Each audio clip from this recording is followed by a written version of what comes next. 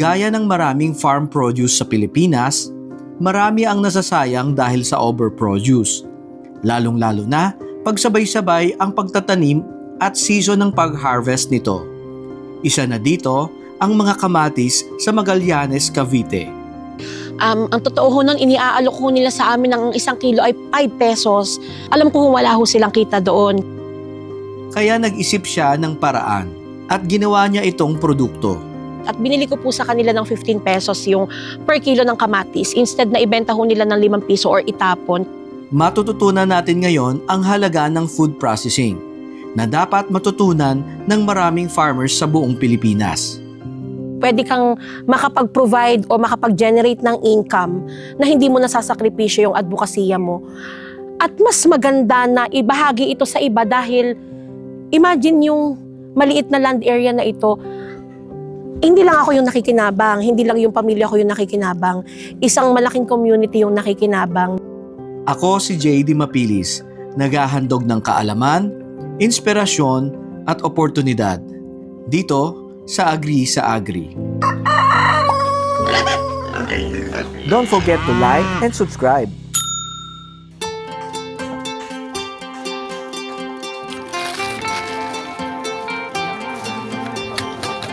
Ngayong episode, makikilala natin si Marinel, ang founder ng Kanayunan Cooperative and NGO, na gumawa ng tomato salsa at malunggay pesto mula sa overproduce na kamatis sa kanilang bayan, na halos ipinamigay na at itatapon na lang. Tone-tonelada ng kamatis ang ibinabagsak sa kanilang bahay at inalok na lang siya sa halagang 5 piso kada kilo. Like yun hong kamatis, may pagkakataon ho talagang bumabagsak ang presyo ng kamatis, inaabot ho ng 5 piso. Ang inisyatibo po ng paggawa po ng tomato salsa ay nagsimula ho noong year 2024 kung saan ho ang amin hong mga local farmers ay nagdala ho sa amin ng halos 1 tonelada ho ng kamatis sa isang araw dahil wala na hong tumanggap sa mga pamilihang bayan ng iba't ibang karatig naming bayan. Ang totoo ho nun, iniaalok ho nila sa amin ng 1 kilo ay 5 pesos. Meron nung sabi ay kuhanin mo na lang at saka mo na lamang bayaran, maiproseso lang at wag maitapon. Pero hindi niya kayang tanggapin at masikmura ang bagsak na presyo mula sa mga kawawang mga farmers. Kaya nag-isip siya ng paraan kung ano ang pwede niyang magawa sa mga kamatis. Walang tigil ang dating at halos nangangamoy kamatis na ang kanilang bahay. Very inspiring po kasi Jay yung nangyari nung time na yon, nung 2024, na ang buong bahay ho namin inangangamoy kamatis na ho dahil ho wala na po silang mapagdalahan ng kamatis. Alam po nila na nagpa-process ako pero never I imagine na 3 tonelada ho ay aking ipoproseso noong pagkakataon na iyon, noong bumagsak ho yung presyo ng kamatis. At noong pagkakataon po na iyon na iniaalok ho nila sa akin ng 5 piso ang 1 kilo ng kamatis, alam ko ho wala ho silang kita doon. Sa halip na hayaang masayang ang bawat kilo, doon niya naisip, bakit hindi gawing produkto ang sobrang ani? At doon isinilang ang tomato salsa ng Kanayunan. Magandang hapon po. Ako po si Marinel Kahibaybayan George mula po sa bayan ng Magallanes, Cavite. Kasalukuyan po, nandito po tayo sa lupa po ng aking tatay na actually po ito po ay minana niya sa kanyang ama na ngayon naman po ay ibinigay niya po sa aming magkakapatid. At sa tulong po ng aking 2 kapatid, yung ate at kuya ko, paubaya po nila sa akin na gamitin po muna yung kabuuan ng lupa na may sukat na halos 2 hektarya para maging lugar kung saan pwedeng ang mga tao po ay matuto at kumita. Matagal na niyang pangarap ito, ang magkaroon ng lugar kung saan pwede niyang ipagpatuloy ang kanyang advocacy habang nakakatulong din siya sa kanyang komunidad.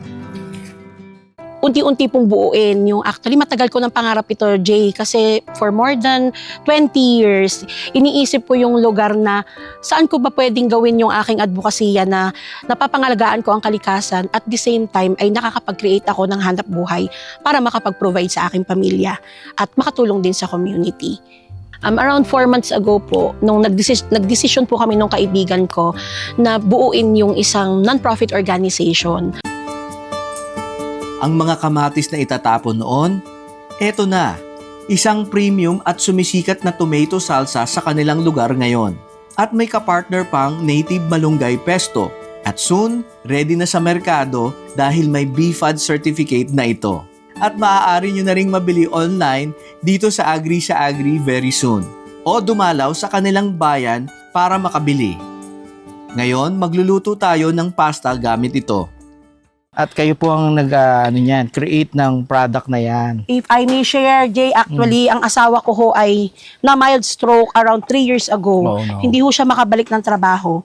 Wala kaming maisip na pwede niyang gawin until na-share niya ho sa akin ang recipe ng tomato salsa. Ayan. At iniisip po ho nang nangyari sa kanya ay somehow be blessing in disguise dahil kung siya ho ay nag-work sa ibang bansa, probably hindi ko ho matututunan ang recipe nito. Ito po, Jay, ay ginagamitan namin ng ating Philippine native malunggay. Yung mas malaking dahon. Kung tawagin ho ng matatanda dito sa atin ay Chinese malunggay. Pero hindi pala ho siya nanggaling sa China. Siya ho ay native dito sa atin, sa Pilipinas. And in connection to that, noon po ako ho ay wala na ho talagang mapag-isipan dahil bukod ho doon sa 3 tonelada, may dumarating pa ho, may tumatawag sa akin na, "Ma'am, sige na, masasayang ho yung akin 900 kilos na kamatis." Sinong mag-aakala na ang kanyang pagtulong ay ipanganganak din ang kanyang produkto? At ngayon, mananawagan naman po kami sa inyo. Kailangan nila ng supplier ng kamatis dahil ang sobra-sobrang kamatis noon, ngayon ay kulang na. Yun ho yung panahon na naisipan ko pong lumiham po sa aming diocese po. At sa tulong po ni Father King po, yung aming priest animator po sa ministry sa pagsasaka, nag-announce po siya sa Facebook na tulungan natin ang ating mga kababayang magsasaka sa Magallanes. Instant po, kulang po ang 2 tonelada ng kamatis para po maisupply sa mga parokyano po ng iba-ibang parishes po sa Cavite. This year po medyo mababa yung namin, yung naging source ng aming tomatoes kasi somehow masaya kami kasi hindi nalugi yung farmer. Alam namin na walang masyadong natapon na produce ang farmers. Kamatis na sobra-sobra galing sa mga farmers na panay ang tanim, pero walang market access. Hula-hula lang ang pagtatanim at umaasa na lang na may bibili nito. Kaya halos normal na lang ang sitwasyon. Itatapon na lang, ibebenta ng palugi o ipamimigay na lang. At ang malala, gagawin na lang itong pataba sa lupa. Meron pong isang food processor dito na syempre ang kanilang produkto, tomato salsa, Yes po. ay kulang po ang supply ng kamatis. Magdala po kayo ng kamatis dito. Jay, wala kaming pinipiling size. Kahit Okay. maliit, kahit oversize, kahit undersize, Wag lang po basta yung bulok. hindi bulok. at, Ayan. at kahit overripe, okay lang po. Yan, So, buksan rekta natin. na. Opo, mas masarap Yun, yung no? maraming sauce. Yes, perfect. So, ayan na. Ay, sorry. Yan. Ako lang maghahalo. Oh, sige. Tutulungan na kita. Do the honor, Kuya Jay. Ayan. At pwede tayo mag-ano ng plate. So, Ayan lang. I am Agri sa Agri ngayon is already an advocate of preserving yung ating food heritage, yung mga ating mga halos nakalimutan ng ingredients na native in the Philippines, ating gagawing pasta ngayon.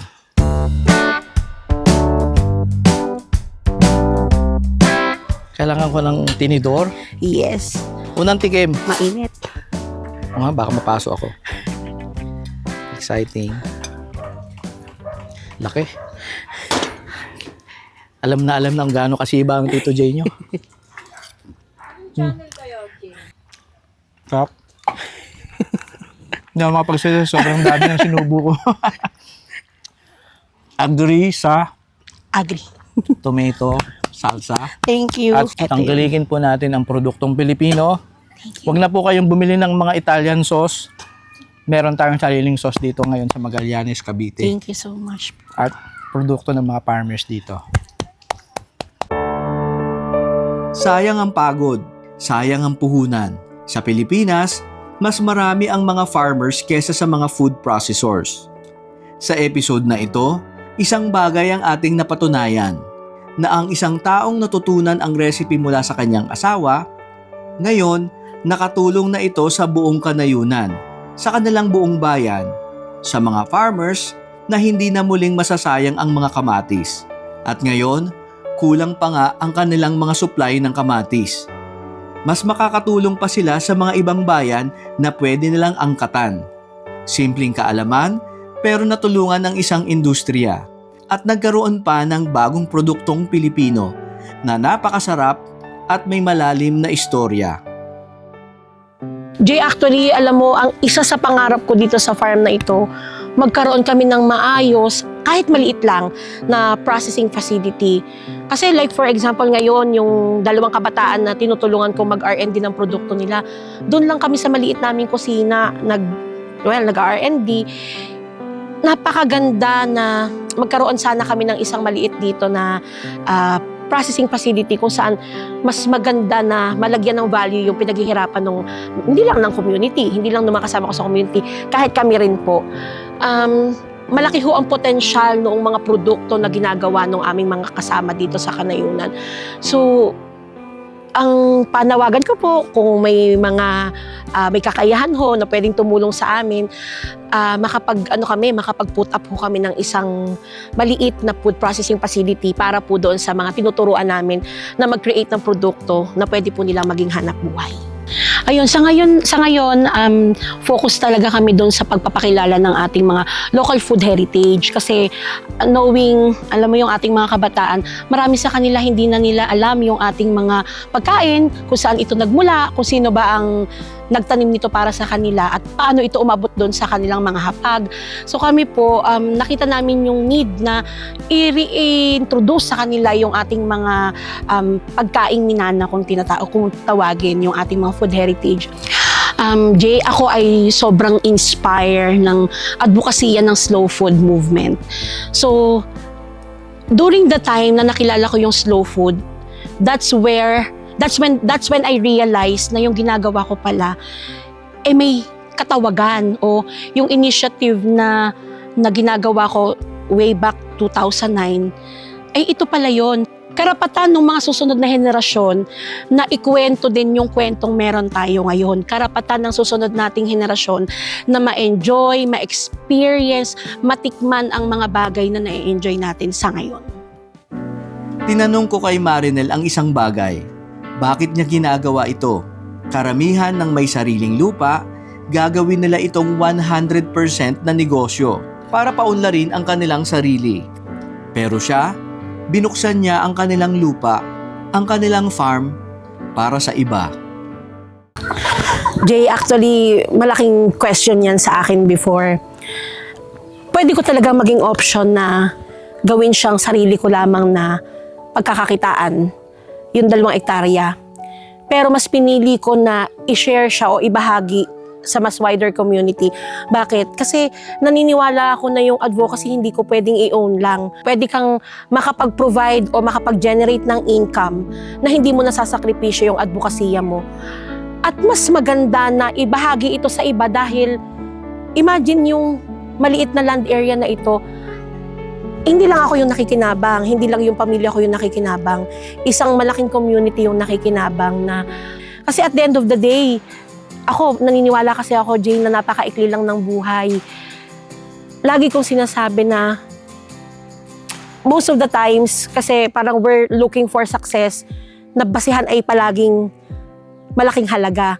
Pero for me, yung tagumpay ko kasi ay gusto kong makita na hindi lang ako yung nagsasucceed, hindi lang ako yung nakakapag-provide para sa pamilya.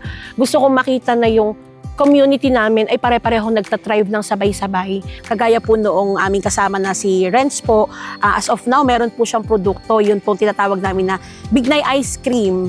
Ako ho ay napakasaya na makita po itong mga young farmers po na ito dahil nakikita ko ho na may future ho ang ating pagsasaka at secured ho ang ating pagkain sa ating mga hapag.